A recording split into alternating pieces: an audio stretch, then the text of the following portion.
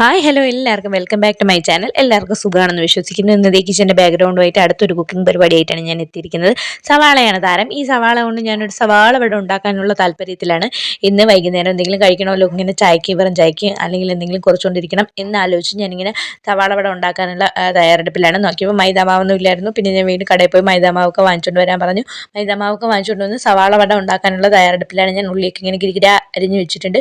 ഇനിയാണ് മെയിൻ പരിപാടിയിലോട്ട് നമ്മൾ കിടക്കുന്നത്. ഉള്ളിക്ക് ഒരു കമ്പനിക്ക് വേണ്ടി ഞാൻ പച്ചമുളകിനെയും കൂടെ ഇട്ട് കൊടുത്തിട്ടുണ്ട്.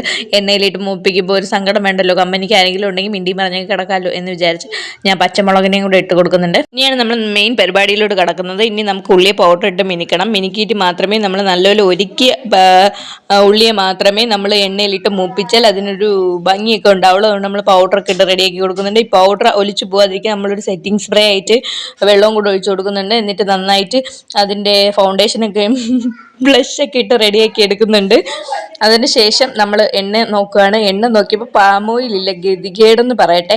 പിന്നെ അവസാനം വെളിച്ചെണ്ണ കണ്ടു. വെളിച്ചെണ്ണ മാമി കാണുന്നതിന് മുമ്പ് ഞാനെടുത്ത് ചീനച്ചട്ടിയിൽ ഒഴിച്ചാൽ നമ്മൾ രക്ഷപ്പെട്ടു.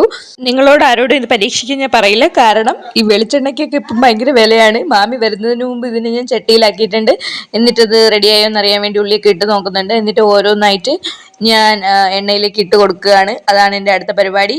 എന്നിട്ട് രണ്ട് വശവും നമ്മൾ മറിച്ചിട്ടൊന്ന് വേവിച്ചെടുക്കുക. കാരണം വെളിച്ചെണ്ണയാണ്, എന്താവും എന്നറിയില്ല. എന്തായാലും പൊടിഞ്ഞൊന്നും പോയിട്ടില്ല.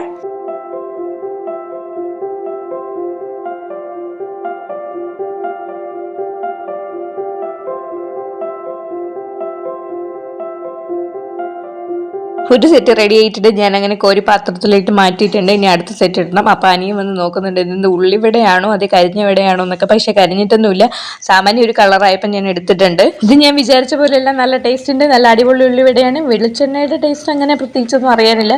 ഉള്ളിവിട നന്നായിട്ട് നല്ലൊരു ടേസ്റ്റ് ആയിട്ടുണ്ട്. ഉപ്പും എരിയും എല്ലാം കറക്റ്റ് പാകത്തിനായി. എൻ്റെ ഈ തീറ്റ കണ്ടാൽ തന്നെ നിങ്ങൾക്ക് മനസ്സിലാവുന്നുണ്ടാവും, നല്ല ടേസ്റ്റ് ഉണ്ട്. അതുകൊണ്ട് കഴിയുമെങ്കിൽ നിങ്ങൾ പരീക്ഷിച്ച് നോക്കുക, കഴിയില്ലെങ്കിൽ നിങ്ങൾ പരീക്ഷിക്കേണ്ട ആവശ്യമില്ല. അപ്പം എൻ്റെ അനിയും വന്നിട്ടുണ്ട്. അനിയും തിന്നിട്ട് ഇതേ ക്യാമറയിൽ നിന്ന് മാറി പോവുകയാണ്. അപ്പോൾ കൊള്ളാമെന്ന് തോന്നുന്നു. അപ്പോൾ ബൈ ദ ബൈ. അപ്പോൾ ഓക്കെ, മറ്റൊരു വീഡിയോ ആയിട്ട് കാണുന്നവരെ tata bye bye. Okay, see U.